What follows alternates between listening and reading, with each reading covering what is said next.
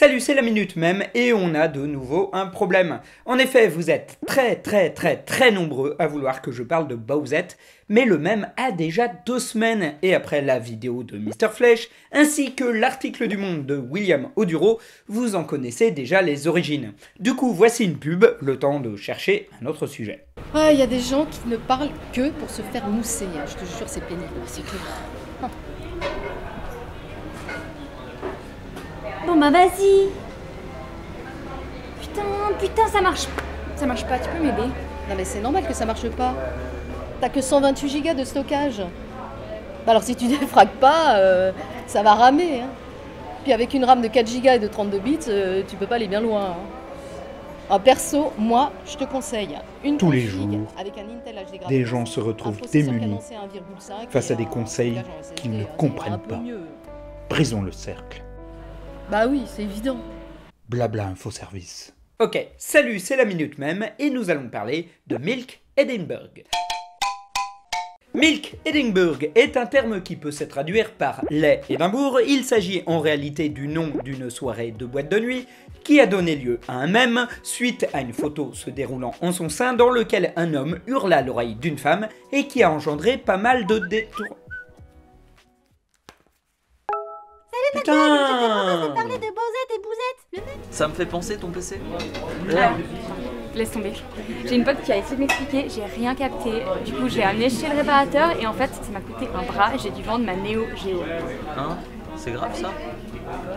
Ma Neo Geo Advanced System. Qu'est-ce que c'est? C'est une console créée en 91 par la SNK Corporation. Et à la base, c'était une borne de service. C'était la Neo Geo MVC qu'ils ont réussi en fait à adapter en console de salon. Tous les jours, des gens se retrouvent à devoir écouter des discours à rallonge sur des sujets qu'ils ne maîtrisent pas. Ah oui. Brisons le cercle. Ouais, bien sûr. Voilà. Blabla Info Service. Qu'une soirée en boîte de nuit donne son nom à un mème n'est pas très courant. En réalité, il s'agit d'une série de soirées nommées Milk qui ont lieu différents jours de la semaine selon la ville dans laquelle elles se trouvent. On trouve ainsi un Milk Dundee, un Milk Thursday au Knox à Aberdeen, un Milk Friday au Cushion à Glasgow, mais celui qui nous préoccupe est le Milk Tuesday au Bourbon à Édimbourg. Ce qui fait qu'il est parfois appelé le Milk Bourbon. Dégueulasse. Pour les curieux, le club est noté 4 sur 5 sur TripAdvisor. À part ça, je n'ai pas vraiment trouvé l'explication pour laquelle les soirées ont lieu le mardi soir, puisque comme chacun le sait, le début de la semaine est rarement propice au nightclubbing et au bourrage de gueule intensif. Visiblement, si on en croit les photos de la soirée, les gens ont l'air frais, souriants et calmes, ce qui ne signifie pas grand chose. Car comme très souvent dans les discothèques, les photos qui montrent la soirée mettent en scène des groupes d'amis jeunes et propres sur eux, et rarement un kéké bourré qui se bat avec le videur vomi sur la piste de danse ou est en train de harceler une nana. C'est pourtant ce qu'il est arrivé le 19 septembre 2018 lorsque la page Facebook du Milk Tuesday a mis en ligne la photo d'un homme discutant avec une femme. Et cette photo a fait marrer tout le monde tant elle représente, en un cliché, la représentation traditionnelle du gros lourd. À gauche, un jeune homme, les yeux mi-clos en train d'être à fond dans son speech et collé à une nana à l'air totalement blasé qui regarde vaguement au loin. On peut aussi noter le regard vénère du mec à droite du cliché, ainsi que Slenderman qui doit bien s'éclater sur le dance floor. Attends, Slenderman. Suite aux parodies par les internautes de cet instant meme, les journalistes anglais ont cherché à savoir qui étaient les personnages sur ce cliché. Il s'agit de Patrick Ritchie et de Lucia Gorman. Tous deux, âgés de 18 ans, ils avaient été à l'école ensemble et ne s'étaient pas revus depuis un petit moment. Lucia expliquait que si elle faisait la gueule, c'est parce qu'il était 3h du matin et qu'elle avait juste envie de se coucher. Anecdote amusante, le photographe David Wilkinson raconte que le mème explosait le jour de son anniversaire, ce qui lui a valu plus de messages de félicitations pour sa photo que pour avoir un an de plus. Ce moment amusant où des gens vous harcèlent pour un truc alors que vous êtes en train d'en faire un autre. Pub.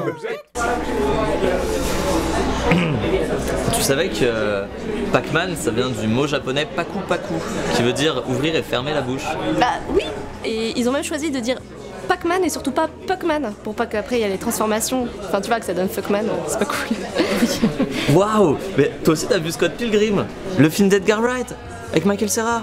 Mais c'est, tu sais, le film ultra axé jeux vidéo, même si c'est pas un film sur les jeux vidéo. Enfin, tu sais, le film où genre le héros prend de l'XP, c'est une putain de métaphore. Et après, Malgré tous vos efforts, vous êtes toujours à la masse en soirée. Brisons le cercle. Blabla Info Service.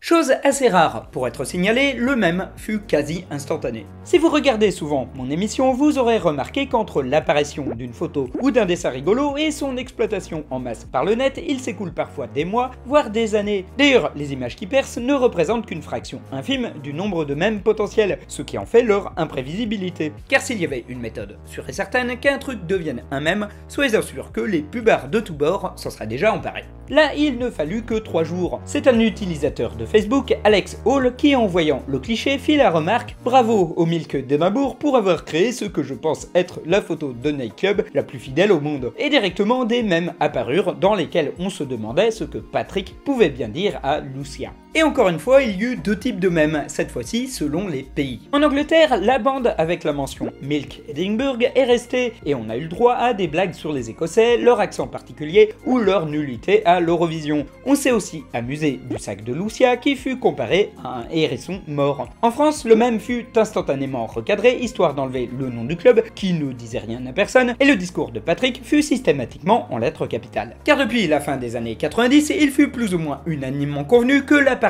d'un discours tout en lettres capitales dans un mail, une discussion par chat ou sur un réseau social signifiait qu'une personne hurle. Le mème s'est généralement concentré sur les gros lourds et leurs discussions inintéressantes, notamment lorsqu'elle est remplie de préjugés, que ce soit les gens qui insistent sur une blague tirée de la pop culture, et là le mec il lui dit c'est le phare à on, parce qu'il s'appelle on, et il a un phare, du coup c'est le phare à on, c'est le sien, t'as compris? Le mec qui va aborder un sujet trop spécifique. T'as déjà entendu parler de l'effondrement de nos sociétés thermo-industrielles? Ou celui qui est obsédé par un sujet en particulier. Tu penses que Matt Dark va faire une minute même sur Bowsette?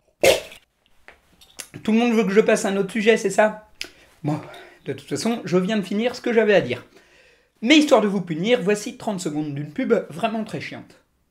Mais on a remis ça tout à plat, on a laissé le plateau pour tout le monde avec seulement une seule chaise, c'est très important, mais il manquait le corps. S'il n'y avait pas de corps, tout le travail autour de Grotowski, ok, il y a aussi eu Stanislavski, la prise de conscience que les choses sont un petit peu séparées et revoir tout ça était quelque chose de vraiment très important pour trouver une sorte d'harmonie. Et d'ailleurs, on revient à cette recherche contemplative, ouverte d'esprit, internationale, au niveau du Peter Brook et de la façon dont on aborde la scène et le plateau actuellement, c'est important. Vous avez compris? C'était quoi votre question Je vous ai juste demandé si vous aviez du feu. Ok, là c'est chaud. Blabla Info Service.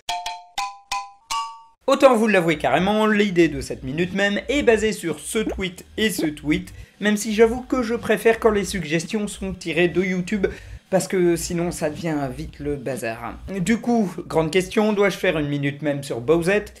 Le sujet m'intéresse beaucoup, évidemment.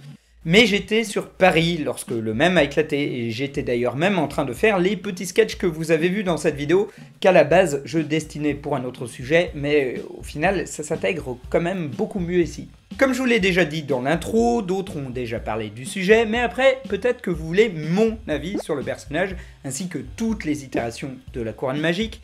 Après tout, j'ai parlé du Ugodon Knuckle 3 mois après son apparition et ça vous a beaucoup plu. Alors du coup peut-être que d'ici le moment où je vais monter et poster cette vidéo, un autre mème sera apparu et que vous voulez énormément que j'en parle. Du coup faites-le moi savoir dans les commentaires si vous voulez que j'en parle ou si vous avez un sujet bien plus pertinent. Après tout c'est quand même le principe de cette émission, même si des fois je contreviens un tout petit peu à la règle.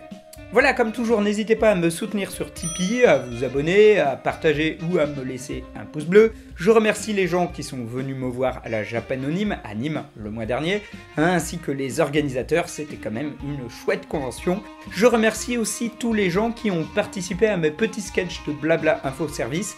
Et pour ceux qui ont bien aimé ces petits sketchs, voici le dernier. À la prochaine. Ben Marie, c'est la fille qui me dit genre qu'il y a un personnage là, tu sais, ben, le personnage de dessin animé, de jeu vidéo, le moustachu. Le moustachu? Oui. Ah ouais. Tu veux dire Super Mario? Voilà, ouais, ça doit être ça. Okay. Mais tu sais, de toute façon, tous les personnages de Nintendo, ils ont tous le Non, super non, non, caractère. attends, c'est bon. Non, mais les geeks, faut toujours voir animer votre science. Je te parle de Marie. Blabla Info Service.